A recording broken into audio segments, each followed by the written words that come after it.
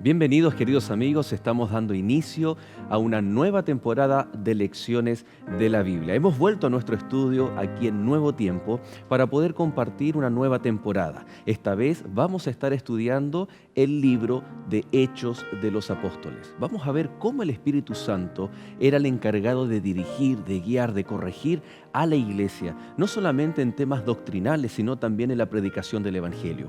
Comenzaremos viendo la duda, las inquietudes de los discípulos y que después fueron llamados apóstoles, hasta las victorias del Evangelio que llegó a corazones y a muchas personas para conquistarlos para el reino de los cielos. No se separe, permanezca en compañía no solamente del capítulo número 1 de esta temporada, sino de cada uno de ellos para estudiar este hermoso libro de Hechos de los Apóstoles. Que Dios te bendiga y desde ya, bienvenidos.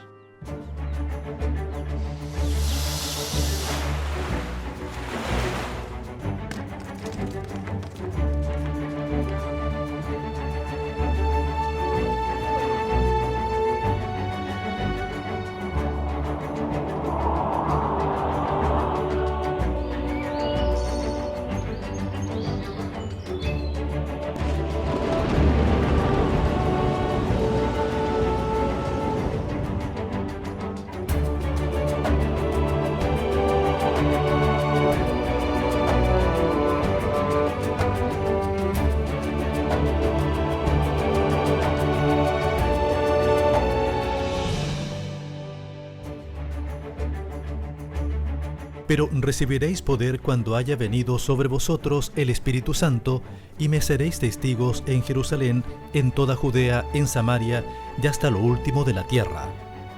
Hechos, capítulo 1, verso 8.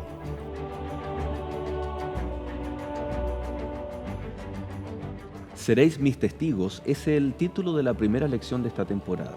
Vamos a estar viendo especialmente aquella preparación espiritual que Dios o que Cristo Jesús, antes de su retorno al cielo, a su ascensión hacia el cielo, le encomendó a los discípulos. Para eso y para esta nueva temporada tenemos nuevos invitados. Quiero presentarles a cada uno de ustedes.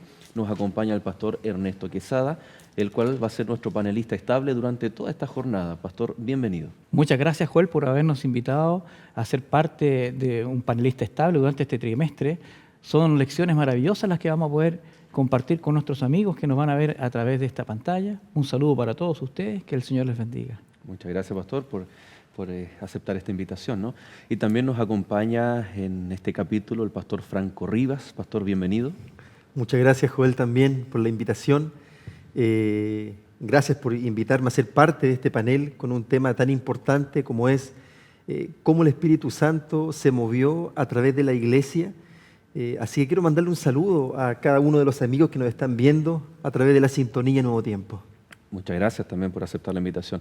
Pastor Ernesto, conocerle un poquito. Usted ha desarrollado su ministerio aquí en Chile, pero también trabajó en un país maravilloso de nuestra región sudamericana, ¿no? Cuéntenos un poco. Sí, mira, estuve trabajando en el Uruguay, precioso país, muchos amigos y nos están viendo por allá. Un saludo a todos los hermanos de Uruguay. Fue una gran bendición poder estar junto a mi esposa. Estuvimos 4 años desarrollando el ministerio allá en la parte central, en Montevideo mismo. Y una iglesia muy querida, especialmente la iglesia de Buceo, la iglesia de Montevideo, Paso Carrasco. Fue muy hermoso. Y al volver a Chile, ¿cuánto tiempo ya está trabajando aquí en Santiago, ¿no? En la zona central de Chile? Acá en Santiago, bueno, hace un mes cumplimos un año. Cumplimos un año. Y estamos felices, contentos, y estoy desarrollando mi ministerio en el distrito de Fe y Esperanza. Amén. Muy bien. Y un saludo también a los hermanos de Fe y Esperanza, que es una iglesia icónica también acá en la capital de nuestro país. Sin duda es una iglesia muy especial. De hecho, es una iglesia que está compuesta por coros. Y ¿para qué te cuento? A mí me gusta cantar, tú lo sabes. Así que estamos felices de ser parte de este distrito de la iglesia Fe y Esperanza. Un saludo para la iglesia de Libertad, para la iglesia Maranata, para la iglesia haitiana.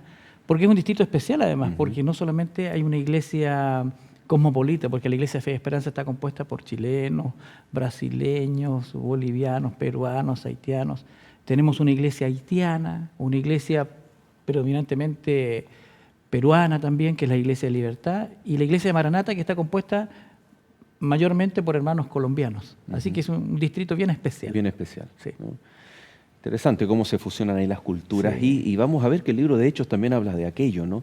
Cómo la iglesia se abre para recibir de otras culturas, de otras naciones, aquellas personas que aceptando a Cristo se incorporaban también a la iglesia cristiana. Pastor Franco, usted trabaja en la parte sur o centro-sur de Así nuestro es. país, ¿no? Cuéntenos un poco su distrito. Distrito significa un conjunto de iglesias que nos toca pastorear, ¿no? Así es. Bueno, en este momento yo estoy pastoreando el distrito de Yungay. Este es mi segundo año. Tenemos ahí 4 iglesias y un grupo. Así que quiero mandarle un saludo al grupo de Cristo Viene, ahí en San Ignacio, a la iglesia de Quiriquina, a la iglesia del Chabat de Pueblo Seco, la iglesia del Carmen y por supuesto la iglesia de Yungay, que es nuestra iglesia central de ahí del distrito. Ujú. Queda al sur de Chillán. Esto ¿no? queda hacia el interior de Chillán, yendo como hacia la A cordillera. la cordillera. Bueno, ¿por qué digo Chillán? Porque también quiero mandar un saludo a mis hermanos, ¿no?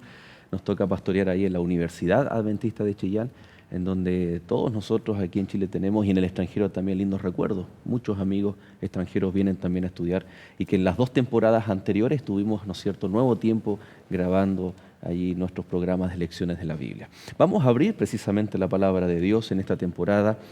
Nos caracterizamos en este programa por basarnos en la palabra. Y para eso vamos a orar. Vamos a pedir, Pastor Franco, si nos dirige en oración, por favor. Cariñoso buen Dios y Padre Celestial, estamos muy agradecidos, Señor, porque tú nos das la oportunidad de poder conversar, Señor, nos das la oportunidad de poder abrir tu palabra. Gracias, Señor, porque a través de ella tú nos quieres enseñar y a la vez de ella también tú nos quieres edificar. Queremos en esta hora, Señor, que tú bendigas a cada amigo que nos está escuchando, para que de esa manera, Señor, todos podamos ser enriquecidos con el mensaje de tu palabra. Amén. Señor, acompáñanos, te lo pedimos en el nombre de Jesús. Amén. Amén. El capítulo 1, versículo 1 de Hechos de los Apóstoles dice: en el primer tratado, oh Teófilo, hablé acerca de todas las cosas que Jesús comenzó a hacer y a enseñar, hasta el día en que fue recibido arriba y después de haber dado mandamientos por el Espíritu Santo a los apóstoles que había escogido, a quien también después de haber padecido se presentó vivo con muchas pruebas indubitables, apareciéndoseles durante 40 días y hablándoles acerca del reino de Dios. ¿Quién escribió Hechos y cuál era el propósito de escribir Hechos de los Apóstoles? Lucas fue un médico y como médico tenía la capacidad también de síntesis, un hombre, y además era investigador. Compiló toda una gran cantidad de acontecimientos que sucedieron en el tiempo de Jesús y finalmente terminó escribiendo el libro de Lucas, y como bien sabemos, el libro de los Hechos de los Apóstoles fue escrito por él. Vamos a decir, es como el segundo tomo o la continuación del Evangelio según San Lucas, que escribió él mismo. Sin embargo, acá él procura transmitir a nosotros todos los acontecimientos que sucedieron y registrarlos para que llegase hoy a nosotros y podamos disfrutar de estas maravillas que el Señor compartió con los apóstoles y hoy también con nosotros. Los 4 evangelios quedan con la muerte y resurrección de Jesús, ¿no? Y queda, lo voy a decir en este lenguaje, ¿no? Es muy buena la película. Y por ahí dicen que las segundas partes no son tan buenas como la primera. Pero era necesario, después de que los evangelistas compilaran todos los hechos de Jesús, parábolas, enseñanzas, ¿no? Era necesario la segunda parte, la continuación. O sea, Jesús discipuló, Jesús estuvo con los discípulos, pero ¿qué iba a ocurrir? Se cumplió. Terminan básicamente los evangelios con la gran comisión. Vayan y hagan discípulos, prediquen, expandan desde Jerusalén hasta el final de la tierra. ¿Cuál es el propósito entonces del libro de Hechos? No solamente Lucas hace una investigación, sino también es para, podríamos decir, corroborar aquello que Jesús había dicho. Así es. Como bien tú decías, Joel, el libro de Lucas, si bien es cierto, tiene el propósito de hablar de la vida y el ministerio de Cristo Jesús, en primera instancia. El libro de los Hechos habla acerca de los esfuerzos misioneros de los apóstoles, pero hablándolo en términos más profundos, nosotros conocemos el libro de Hechos como Hechos de los Apóstoles, pero bien podría llamarse Hechos del Espíritu Santo, porque es el libro donde se registra al Espíritu Santo actuando de forma poderosa a través de la iglesia. O sea, cómo el Espíritu Santo guía el ministerio de los apóstoles y cómo la iglesia, esta iglesia que si bien es cierto en los evangelios era el sueño de Cristo Jesús, cómo estos apóstoles en el libro de Hechos la llevan a cabo hasta el punto de que la iglesia fuese consolidada. Se conjuga lo divino y lo humano, ¿no? Lo divino es el Espíritu Santo, y dicho de paso, el libro de Hechos nos da la garantía y seguridad doctrinal de que el Espíritu Santo es la tercera persona de la divinidad. A él se le puede, engañar, a una fuerza no se le podría engañar. Vemos más adelante en el capítulo 5, Ananías y Zafira engañan al Espíritu Santo, le mienten. Vemos que habla, que revela, que da instrucciones, no vayas hacia allá, ve a predicar hasta a este otro lado. Entonces, por excelencia, nos muestra la intervención divina por medio del Espíritu Santo, pero una iglesia que avanza a pesar de las imperfecciones del ser humano, de los apóstoles, que también en algún cierto grado cometieron errores, pero por sus malas elecciones, igual el Señor estaba con ellos y dirigiendo a la iglesia. Sin duda, el Espíritu Santo se manifiesta de una forma poderosa, ¿no? Vamos a ver durante estos capítulos cómo incluso es capaz de transformar los planes de los apóstoles.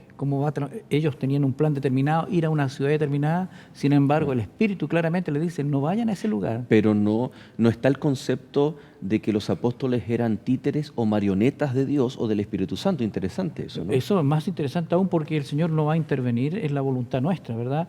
Nosotros tomamos nuestras propias decisiones, pero sin embargo el Espíritu Santo va dirigiendo la obra y ahí queda la libertad también del apóstol, del discípulo, de obedecer o no obedecer. Y ahora lo interesante también que a través de los Hechos de los Apóstoles, Lucas también quiere manifestar las cosas que Jesús realizó. Y de hecho comienza el capítulo 1, dice, en el primer tratado, oh Teófilo, hablé acerca de todas las cosas que Jesús comenzó a hacer y a enseñar. Y ya se refiere, ya te escribí sobre esto, y esto debe continuar. La obra del Espíritu Santo manifestada a través de los apóstoles y a lo mejor también señalar que a través de los capítulos que vamos a ver de aquí en adelante, cómo el Espíritu Santo también puede obrar hoy en nuestras vidas y dirigir a su iglesia a su segunda venida, a esa gloriosa venida que tanto esperamos. Interesante lo que Lucas retrata en el verso 1 del capítulo 1, ¿no? Porque después muchos milagros que se hicieron en el nombre del Señor Jesús por medio de los apóstoles eran muy semejantes a los milagros que Jesús realizó. Entonces hay una directa conexión allí también. Ahora, el libro de Hechos muestra que aún a pesar de estar en la cárcel o ser apedreado e incluso muerto, Dios está al control. Alguien podría decir, es un libro romántico, maravilloso, que muestra que nada nos va a pasar, que Dios siempre nos va a cuidar y que siempre vamos a estar bien. Pero nos ayuda a ver que las cosas negativas, entre comillas, que vivimos, Dios las torna en gran bendición. Así es. Y ahí se asemeja mucho lo que está escrito ahí en el libro de Romanos, cuando dice que a los que aman a Dios todas las cosas le ayudan a bien. Dice, esto es para los que conforme a su propósito fueron llamados. Todas las cosas le ayudan a bien, independientemente si son cosas negativas o quizás al ojo humano puedan parecer negativas, que fue lo que vivieron los apóstoles. ¿Ya? Nosotros aquí nos damos cuenta que el Espíritu Santo es clave, o sea, para el funcionamiento de la iglesia, para la edificación de la iglesia, para la multiplicación de la iglesia, a través del libro de Hechos, incluso desde el primer capítulo, nos damos cuenta que el Espíritu Santo es el personaje clave. O sea, la iglesia no puede avanzar sin el poder y sin la intervención del Espíritu Santo. Uno de los propósitos que el Señor nos permite a través de este estudio es que no estamos solos, que la obra la vamos a realizar siempre al lado de Él por medio de su Santo Espíritu. ¿Qué tipo de Mesías esperaba Israel? Eso es algo interesante, porque Israel, como decía el folleto Escuela Sabática, Israel esperaba un Mesías regio, un Mesías que los fuese a rescatar en ese momento del poder opresor romano. Por lo tanto, esa creencia incluso hasta oscureció la visión de los discípulos. Interesante que ese deseo, ese anhelo, esa creencia, les nubló acerca de la verdad del reino de los cielos. Claro, claro, porque ellos querían un reino, ¿no? Un reino literal, claro, por sobre o libre de los romanos. así es, porque incluso ellos aquí en el libro de Hechos, cuando el Señor, o cuando los mismos discípulos hacen la pregunta, ¿no es Verso cierto? 6. El Ajá. verso 6 le dice, entonces los que se habían reunido le preguntaron diciendo, Señor, ¿restaurarás el reino de Israel en este tiempo? O sea, aún en ese momento, cuando el Señor ya había resucitado, había pasado días con ellos, aún hasta ese momento la visión de ellos estaba oscurecida por esa creencia. Ellos querían un reino en ese momento. Por esa razón nosotros vemos en los evangelios que ellos incluso discuten por quién va a estar a la derecha, quién va a estar a la izquierda, porque ellos querían un reino ahí. Cuando el Señor, el propósito de Cristo Jesús no era un reino terrenal, un reino en ese momento, era un reino aún mayor, Claro. un reino eterno, un reino celestial. Y en el día de la despedida, en el momento justo de la despedida, ellos les preguntan, Señor, ¿vas a restaurar el reino de Israel? Lo dejó como la incógnita Jesús en ese momento, aunque es revelada finalmente, porque bien sabemos que ellos esperaban el reino de gloria. Quería que Jesús instaurara el reino terrenal, olvidando, ¿verdad?, que Jesús estaba hablando de su reino de gloria posterior, no en este mundo, aunque podemos hablar de dos etapas, como tú bien lo dijiste, el reino de la gracia y el reino de gloria. Ahora, la importancia de que ellos en ese momento tenían esa curiosidad, más que curiosidad, tenían el anhelo de que el reino fuera restaurado ya, pero sin embargo Jesús guarda silencio hasta un momento determinado, porque finalmente Él lo revelará.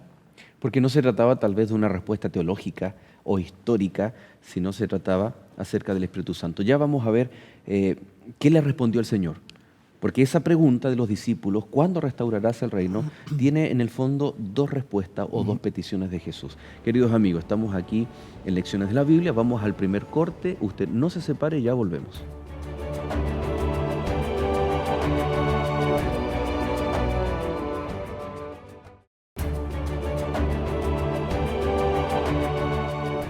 Y ya estamos de regreso, queridos amigos, recordándoles que en esta nueva temporada usted puede entrar en contacto con Lecciones de la Biblia a través de el correo electrónico esperanza@nuevotiempo.org. Puede darnos a entender sus pedidos. Queremos orar por usted, por su familia, por su matrimonio, por sus planes, sus anhelos, sus enfermedades, para que Dios pueda manifestarse en su vida.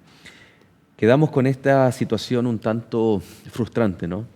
Siempre un profesor espera, cuando es evaluado, que sus alumnos mejoren, aprendan.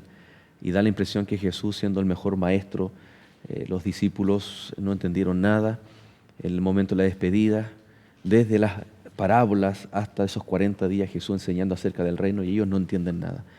Señor, ¿cuándo restaurarás el reino? ¿Cuál fue la respuesta de Jesús?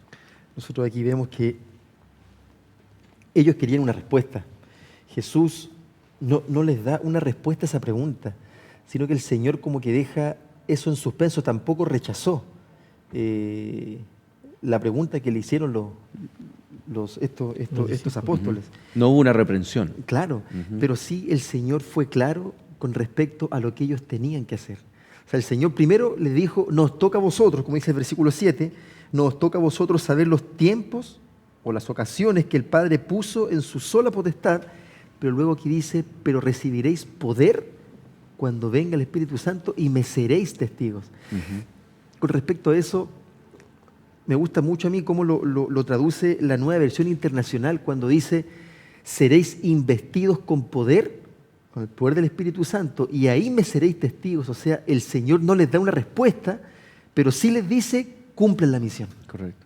Ahora, el poder prometido no es algo místico, ¿no? No es algo, sino que depende mucho de la persona, de la presencia de la persona del Espíritu Santo en la iglesia y en la vida individual de cada cristiano.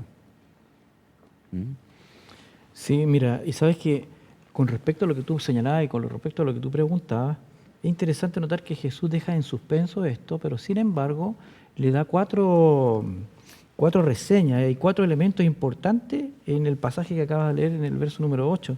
Dice, pero recibiréis poder cuando haya venido sobre vosotros el Espíritu Santo y me seréis testigos en Jerusalén, en toda Judea, en Samaria y hasta lo último de la tierra.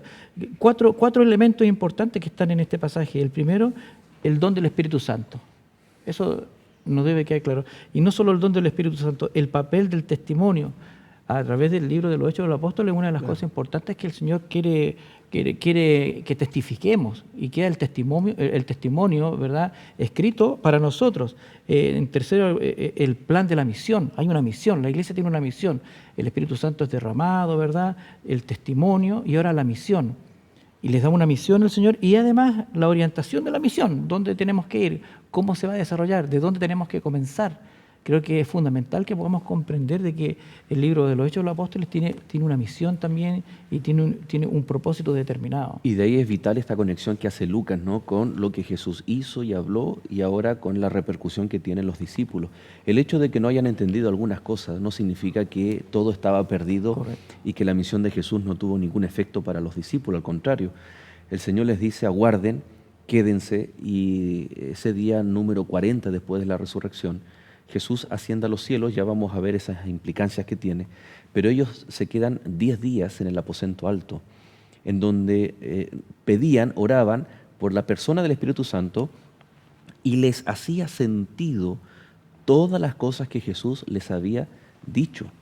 Ahora, por ejemplo, Jesús les había dicho que hay que predicar el Evangelio a toda nación, tribu, pueblo, lengua, desde Jerusalén hasta el final de la tierra. Entonces, cuando ellos comienzan a vivir, a desear esto, ¿no?, y a través de testimonio, qué importante considerar la testificación en el cumplimiento de la misión. Muchas veces podemos preguntar y decirlo así, y tal vez muchos amigos que nos están mirando, les va a hacer sentido estas palabras cuando alguien, tal vez en la iglesia, nos pregunta, ¿alguien tiene algún testimonio que contar? Y es como para cumplir, ¿no? ¿Alguien tiene algo que contar? ¿Alguien le pasó algo en la semana? Y todos estamos ahí como deseando que avance la pregunta, que es incómoda, no, yo no quiero hablar, y nos vamos tal vez a otras cosas litúrgicas que son importantes. Pero ¿cuán importante es el testimonio para conectarnos con la misión? Sabes que con respecto a eso que decía Joel, cuando a veces haces esa pregunta en la iglesia, es interesante que a través de este estudio nosotros nos damos cuenta que el Espíritu Santo, cuando el Espíritu Santo te inviste de poder, te saca de la clandestinidad. Cuando nosotros hacemos esa pregunta en la iglesia, muchos hermanos se sienten incómodos. Como decías tú, que la pregunta pase rápido, no quiero hablar, no quiero pasar yo. O porque lisa llanamente no tengo nada que contar. Tiene testimonio, claro.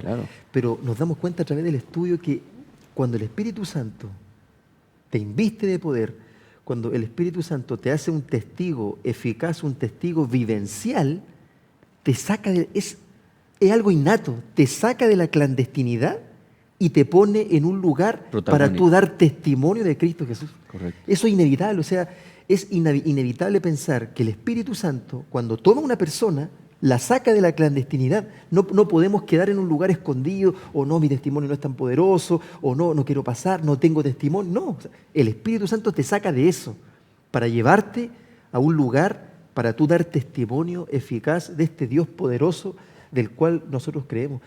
Y mira, con respecto a lo que decíamos recién, y hay que destacar para los amigos que nos están viendo, es que el Espíritu Santo, si bien es cierto, estuvo activo a lo largo de la Biblia.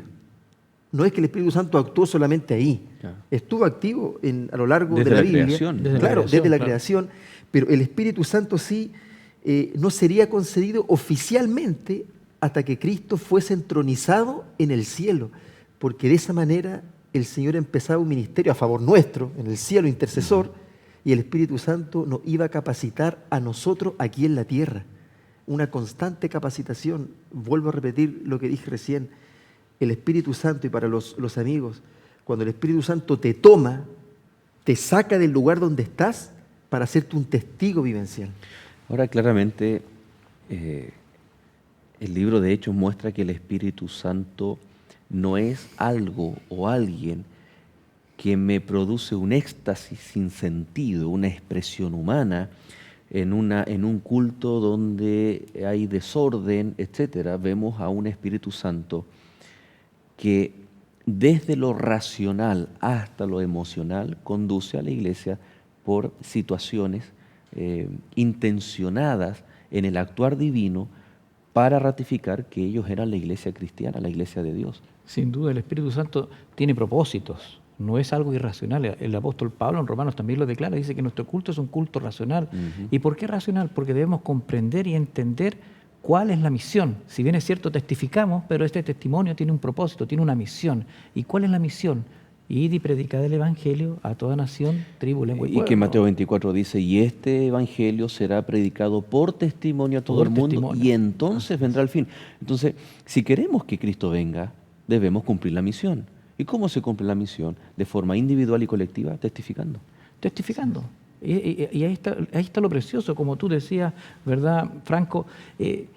El Espíritu Santo te toma y te pone en un lugar protagónico. Ahora, nosotros también podríamos negarnos a tomar ese lugar protagónico. Claro. Pero qué pena sería, o sea, no poner traba al Espíritu Santo, dejar que el Espíritu Santo obre a través de ti, creo que es lo más grande que hay. Y podemos ver en los Hechos de los Apóstoles cómo cada uno de los personajes que vamos a ver durante este trimestre, cómo ellos permitieron, ¿verdad?, a pesar de todas sus carencias, de sus debilidades, incluso de la sensibilidad que cada uno de ellos tenía.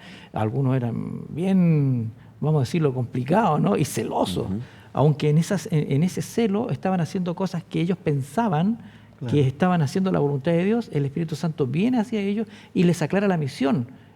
Tu misión no es esta, tu misión es otra. Vamos a ver cómo el apóstol Pedro, como Pablo y otros más, el Señor les va aclarando la misión, el testimonio y la misión. Te digo, a mí me encantaría, y de hecho creo que así es, el de hecho que estemos acá, de una u otra manera, el Espíritu Santo está obrando también en nosotros para que podamos compartir un mensaje poderoso. Fíjense que hay un autor cristiano llamado Norman Galley, que él escribe un libro que se llama Cristo viene. Y en uno de sus capítulos él habla acerca de la repetición del Pentecostés en el tiempo del fin, en el tiempo que estamos viviendo. O que aquellos primeros capítulos del libro de Hechos van a tener una, no es duplicación, sino una intensificación vívida en el tiempo en el cual nosotros estamos viviendo. Ahora, hay que tener mucho cuidado, porque no perder de vista cuál es la naturaleza del libro de Hechos. El libro de Hechos es un libro narrativo. Lucas quiere narrar los acontecimientos para que su amigo Teófilo llegue a la convicción plena y a la fe de que Jesús es el Mesías y de que esa iglesia es la iglesia verdadera y que el Espíritu Santo es una persona y no es una fuerza. O sea, hay muchos propósitos, ¿no?, por el cual Lucas le escribe a Teófilo, no solamente para que él se convierta o reciba antecedentes. Un libro narrativo no es normativo. Nunca vamos a encontrar, tal vez en el libro de Hechos, algún consejo que se nos diga a nosotros qué hacer. Pero al ser narrativo, se nos muestra una iglesia que vive una situación y en la cual para nosotros se transforma más que en una norma, en un ejemplo, ¿no? Ejemplo, por ejemplo, de anhelar algo, el Espíritu Santo. En otros pasajes de la Biblia, el Señor nos enseñó a pedir el Espíritu Santo. En el libro de Hechos se ve la realidad cuando acontece. Interesante, porque muchas veces podemos llegar a prescribir o normar, ¿no?, que el libro de Hechos se tiene que vivir en nuestra vida. Más que esas vivencias tiene que ser, la pregunta es, ¿por qué ellos llegaron a vivir aquellas situaciones? Era porque deseaban la segunda venida de Cristo. Esa segunda venida de Cristo los estimulaba a estar juntos, trabajar, a estar unidos, a vender todo y dejar todo en común. A tener todo en forma unánime. Y yo creo que esa pasión que sintieron del solo hecho de imaginar que su Mesías, su Cristo vendría, que es el nuestro también, el anhelo que tenían. Recordemos también que ellos pasaron por momentos de conflictos mentales, de chascos. Ellos recibieron un chasco. Cuando Cristo resucitó, imagínense la expresión de ellos de ver a un Cristo humillado, crucificado, muerto, y resulta después verlo vivo. O sea, para ellos fue, yo creo, ahí una confirmación, pero enorme, de que sus creencias tenían fundamento. Y eso yo pienso que fue lo que a ellos los motivó, los llenó de pasión para trabajar por la misión. Y como tú decías, Joel, es lo que nos tiene que mover a nosotros ahora, porque estamos a las puertas, Cristo viene pronto. La pregunta es, nosotros como iglesia, nosotros como cristianos, estamos anhelando la segunda venida de Cristo a tal punto que eso nos llene de pasión para trabajar por otros, para que otros también esperen a Cristo Jesús. ¿Qué hubiese pasado y qué pasa tal vez en nuestro contexto actual si a los discípulos se les hubiese olvidado la promesa, no la hubiesen tenido al frente de ellos y haberla abrazado, la promesa de la segunda venida? Corremos nosotros el riesgo también en un mundo materialista donde nos desenfocamos de la segunda venida. ¿Cuál es el riesgo que corremos nosotros? Y la primera pregunta era entonces, ¿nos imaginamos, se imaginan ustedes si los discípulos hubiesen, total, el Señor no va a venir? ¿Qué hubiese sido el libro de Hechos? ¿Qué hubiese sido el libro de Hechos? Tres hojas. De hecho, me valga la redundancia, de hecho, cuando nosotros pensamos, cuando Jesús estaba con ellos, ellos tenían una imagen diferente del reino, por eso se peleaban entre ellos, quién iba a estar a la derecha, quién iba a estar a la izquierda, qué sé yo, los cargos, ¿verdad? Pero sin embargo, cuando ocurre el derramamiento del Espíritu Santo, ahora sus prioridades cambiaron. ¿Te fijas? Ahora lo único que ellos anhelan es predicar el Evangelio por el anhelo de querer ver nuevamente a nuestro Señor Jesucristo. Si ellos no hubiesen tenido esa pasión, la pasión de predicar el Evangelio para poder ver a Jesús, como tú bien dices, a lo mejor ni 3 páginas hubiesen quedado. Correcto. Y a lo mejor lo más probable es que ni siquiera nosotros hubiésemos podido llegar a comprender, más que comprender, no hubiese llegado a nosotros tampoco estos testimonios, porque finalmente es un libro de testimonio, testimonial. Y ahí se ratifica que los métodos de evangelismo, de predicación, registrados en Hechos, ¿no?, son solo un medio, pero el fin es volver a ver a Cristo Jesús. Entonces nosotros podemos hacer muchas cosas como cristianos, pero todo lo que hacemos es un medio, porque el propósito final es volver a reencontrarnos con nuestro Señor Jesús. Y esa es la motivación también para cada uno de nosotros al estudiar la Biblia. No es solamente adquirir conocimiento, sino queremos prepararnos para aquel momento cuando Cristo venga. Todo lo que hacemos, todo lo que, las invitaciones que Cristo está haciendo en nuestro corazón, es porque muy pronto Él vendrá y estaremos juntos con Él. Amigos queridos, vamos a hacer un corte. Usted no se separe de la compañía de Lecciones de la Biblia y ya regresamos.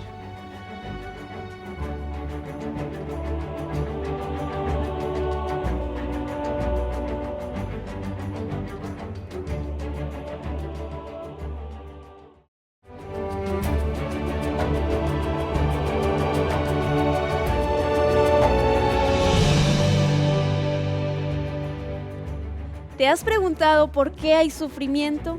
¿Cómo es Dios? ¿Cómo hablar con Dios? ¿Cuándo volverá el maravilloso Jesucristo? Estos y otros interrogantes serán resueltos en este material denominado La Biblia Habla. Este material es preparado por la Escuela Bíblica de Nuevo Tiempo y es totalmente gratuito. Llega hasta tu hogar.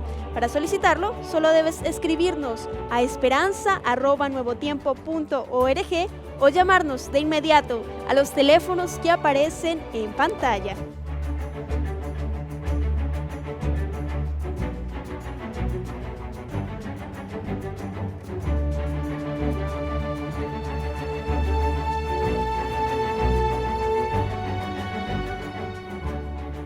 Muchas gracias por su compañía aquí en Lecciones de la Biblia. Recuerde usted que estos lindos materiales de clase bíblica que ha preparado para cada uno de ustedes. Durante esta temporada estamos ansiosos, tenemos un nuevo material junto con el de familia, Daniel, Apocalipsis, verdades para el tiempo del fin, y hay uno muy especial que se llama Enseñanzas de Jesús. Usted lo puede adquirir, puede llamarnos al número que usted ya vio que apareció allí en pantalla respecto a cada uno de los países donde usted nos sintoniza. Aprovechamos de enviar un saludo a Bolivia, a Perú, a nuestros amigos de Ecuador, Paraguay, Uruguay, Argentina, que nos sintonizan aquí en nuestra región, y a través de la plataforma YouTube, a todos nuestros amigos que ahí nos están comentando, que están escribiéndonos desde los Estados Unidos, Europa o cualquier rincón. Cuéntenos, ¿de dónde nos sintonizas? Queremos no solamente saber, sino también orar por cada uno de ustedes. Qué lindo cómo las redes sociales y todo hoy en día, las comunicaciones nos permiten estar en muchas partes predicando el Evangelio a través de las comunicaciones. Y ese era el desafío que tenían los discípulos y necesitaban una meta clara. Hoy en día, cuando hay una maratón, inflan, ¿no? o arman estas estructuras meta. No es simplemente una cinta que uno tiene que pasar, sino que ahora tienen parlantes, música, colores vivos, sin número, porque la meta tiene que ser vistosa, tiene que verse cercana para que el atleta no se desanime. ¿Cuál era esa meta que los apóstoles ven al comenzar el ministerio que Jesús ahí al momento de despedirse, ¿no? ¿Cuál era esa meta que iba a ser el motor para ellos predicar el Evangelio? Me parece interesante la meta, ¿no? Ahora ellos tienen una meta clara, porque incluso dice que cuando Jesús asciende, lo visitan 2 ángeles para confirmar el retorno de Jesús. Y me gusta ahí lo que dice ahí en el verso 11. Varones Galileos, ¿por qué estáis mirando al cielo? Este mismo Jesús que ha sido tomado de vosotros al cielo, así vendrá como le habéis visto ir al cielo. Es decir, no fue un rapto. No fue un rapto. Ni tampoco se desvaneció de la nada. Correcto. Sino que fue, y de hecho, la ascensión de Jesús es la garantía de que Él volverá de la misma forma. Porque este mismo Jesús que le habéis visto ir, de la misma forma, Él vuelve, pero majestuosamente, como tú lo acabas de declarar, en gloria y majestad. El verso 9 es el contexto, ¿no? Y habiendo dicho estas cosas, Correcto. Jesús, viéndolo ellos, ojo ahí, ¿no? Viéndolo ellos, fue alzado y le recibió una nube que le ocultó de sus ojos. Este texto habla de un proceso. No es que Jesús, ¡pum!, desapareció. ¿Por qué es importante enfatizar algo tan obvio de pronto, ¿no?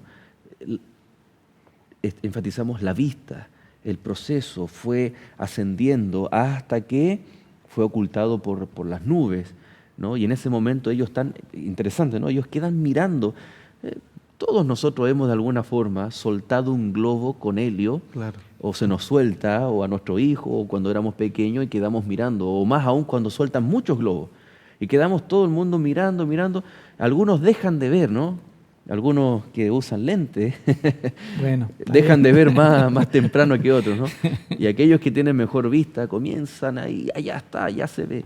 Yo me imagino que así estaban los discípulos. ¿Cuán importante es esto que parece algo tan básico y trivial conversarlo, pero cuán importante es para entender la naturaleza de la segunda venida de Cristo?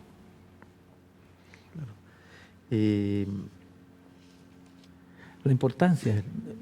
Mientras va... Sí. No, bueno, creo que es la importancia, porque es lo que le da a ellos la certeza. Si bien es cierto, aquí el apóstol o Lucas acá usa un lenguaje muy terrenal para describir un acontecimiento tan trascendental, ¿verdad? Nosotros nos imaginamos como un globo, la verdad, nos imaginamos humanamente. ¿Cómo habrá sido? Yo no lo sé, te fijas, pero sé que la Escritura declara que ese mismo Jesús que ascendió al cielo, de la misma forma Él vendrá. ¿Por qué es trascendente? ¿Por qué? Porque la Escritura también declara que se dirían muchas cosas sobre la segunda venida de Cristo. Se dirían cosas que son contrarias a lo que declara aquí la Escritura. De hecho, el apóstol Juan también lo declara. Dice que Jesús vendría en la nube de los cielos y todo ojo le vería. Y vemos que a través de la historia del cristianismo van surgiendo diferentes teorías con respecto a la segunda venida de Cristo, cuando la Escritura es clara con respecto a esto. ¿Qué pasa si llega alguien y te dice, Pastor Franco, tengo una duda, yo creo que Jesús viene por segunda vez, pero a mi corazón, de forma espiritual? ¿Qué le podemos decir, no? De acuerdo a Hechos de los apóstoles. Bueno, ahí a la ley y al testimonio, la palabra. La Biblia está diciendo claramente, el texto que acaba de leer Ernesto, dice que estos ángeles le dijeron, así como ustedes lo están viendo irse, así mismo viene. Esa es la confirmación. Por lo tanto, ahí está claro que este Cristo Jesús, este Jesús que ellos vieron irse y que nosotros esperamos, viene de la misma manera que estamos leyendo aquí, cómo se fue. que es literal a todo esto. Esa es la esencia de la segunda venida. Claro. Habría que complementarlo con Mateo, ¿no? Cuando Mateo 24, 29, 30 dice, en gloria y majestad y con todos los ángeles, con miles de ángeles. Claro, porque Jesús asciende solo. Pero estamos hablando de la naturaleza de la ida, será también la naturaleza de la venida.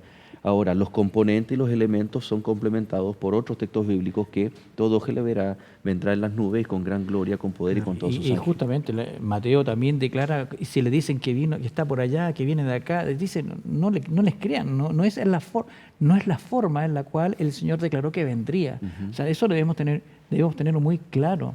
¿Por qué? Porque vendrán muchos engañadores. Lo dice la Escritura, vendrán engañadores.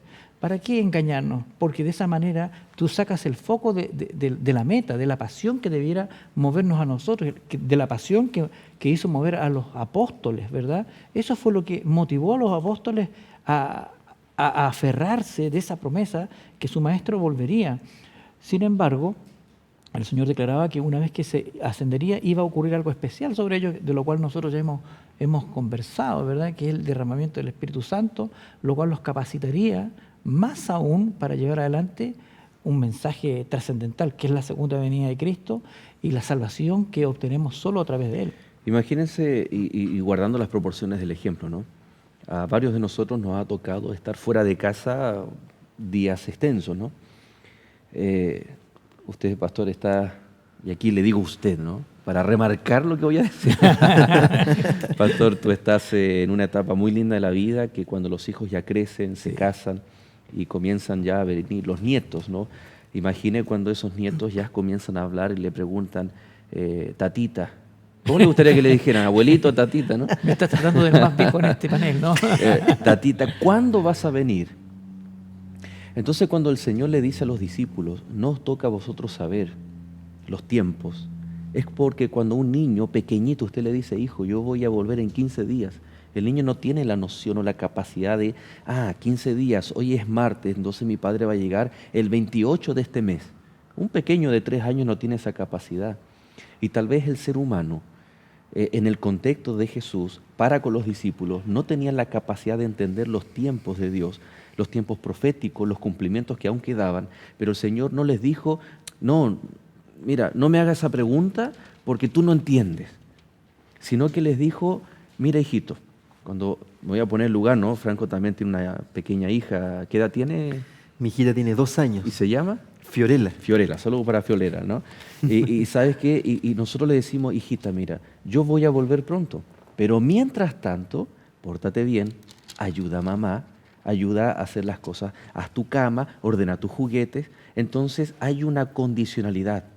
Mi papi me dijo que pronto volvería, pero para que él pueda volver yo tengo que hacer mis tareas. Y las voy a hacer porque quiero que mi papi vuelva. Obviamente el ejemplo tiene sus proporciones diametralmente mucho más grandes. El Señor les dice, yo volveré otra vez, pero quiero que ustedes hagan una tarea. Y esa tarea depende no de una orden, sino que depende de cuánto, y es proporcional, de cuánto tú anhelas que tu Padre, que Jesús, vuelva por segunda vez. Un saludo para mis hijos, mi hija que en octubre me hará abuelito. Próximo, Estamos ¿no? contentos por eso. Sabes que, señalando lo que tú mencionabas, cuando ya estoy solo junto a mi esposa, pero cuando sé que se acerca la fecha de que mis hijos me visitan, el tiempo como que se me hace largo.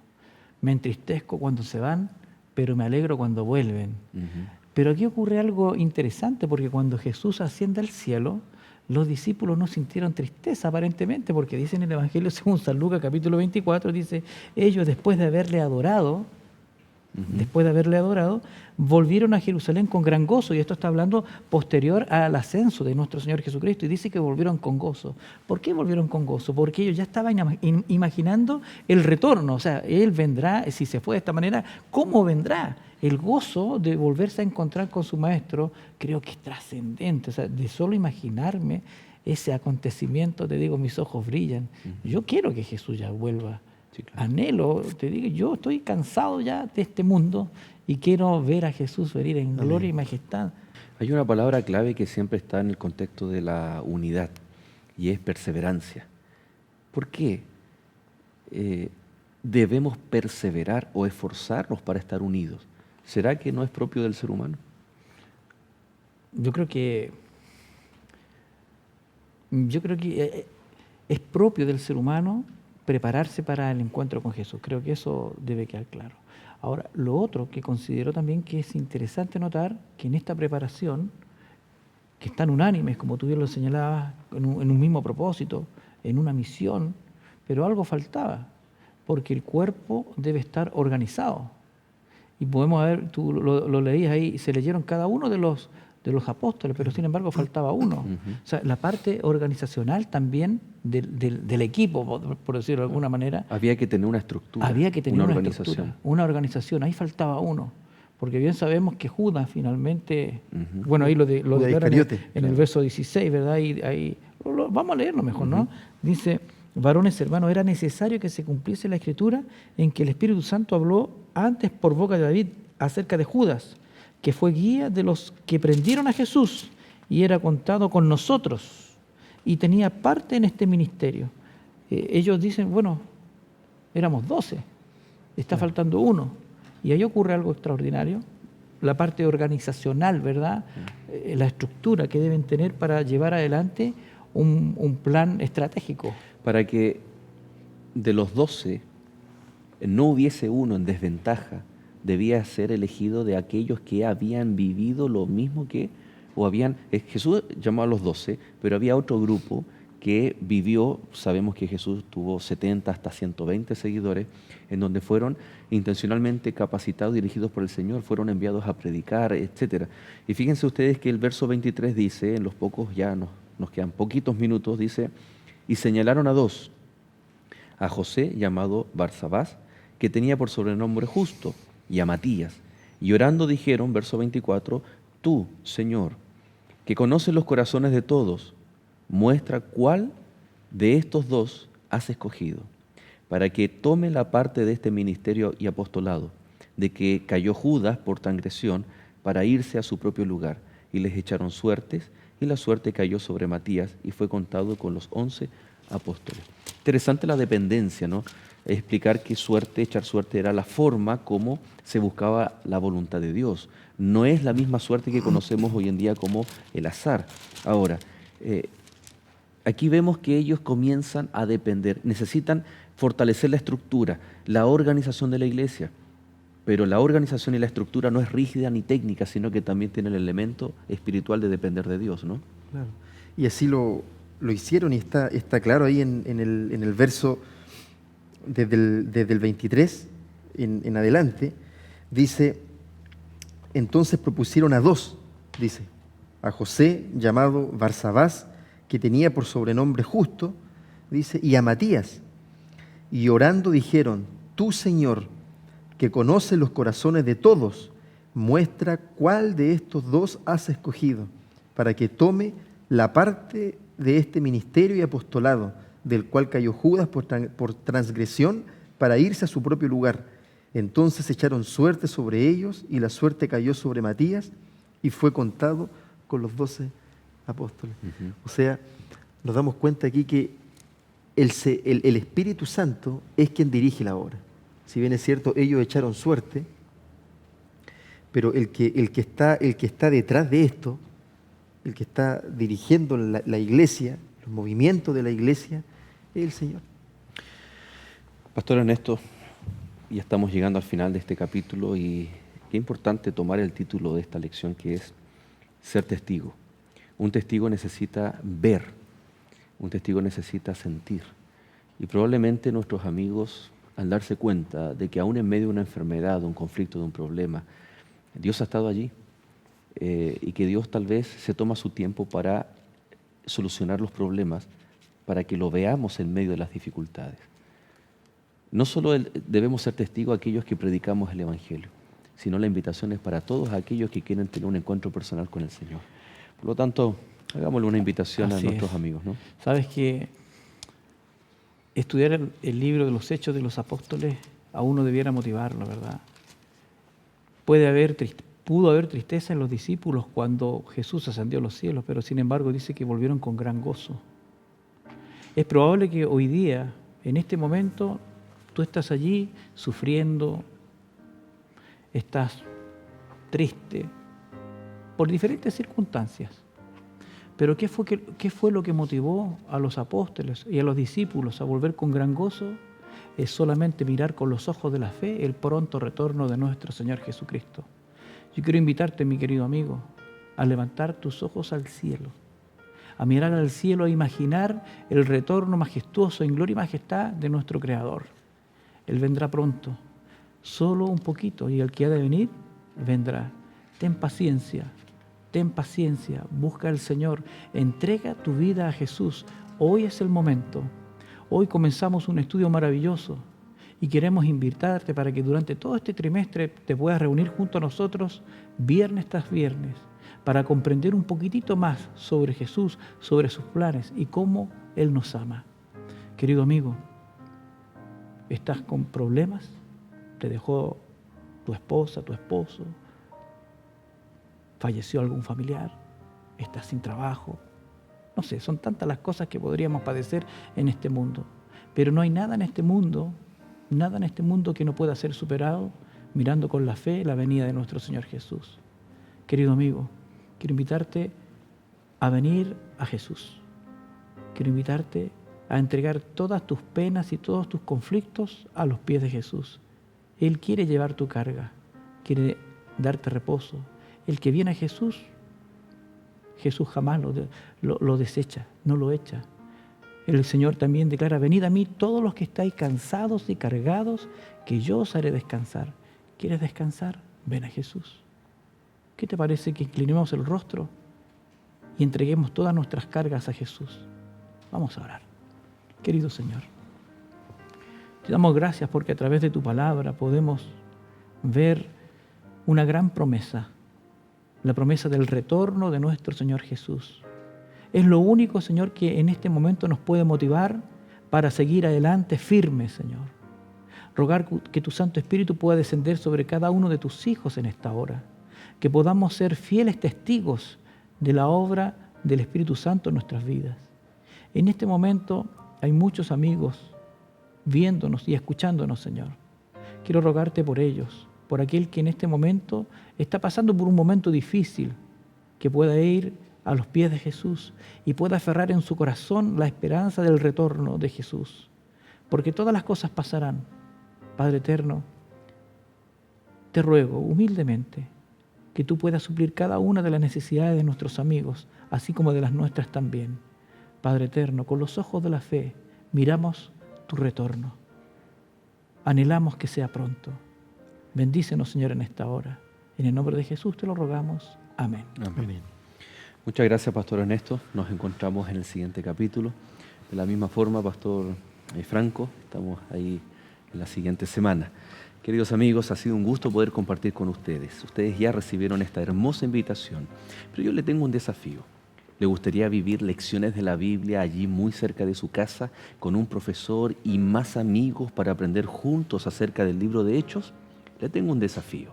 Busque una iglesia adventista del séptimo día. ¿Dónde? ¿A través de qué medio? Usted está viendo esta página www.encuentreunaiglesia.org. Ponga su dirección y van a aparecer las iglesias adventistas más cercanas que cada sábado en la mañana estamos repasando, estamos estudiando y estamos haciendo lecciones de la Biblia muy cerca de usted. Que Dios le bendiga y permanezca en compañía de Nuevo Tiempo, canal de esperanza.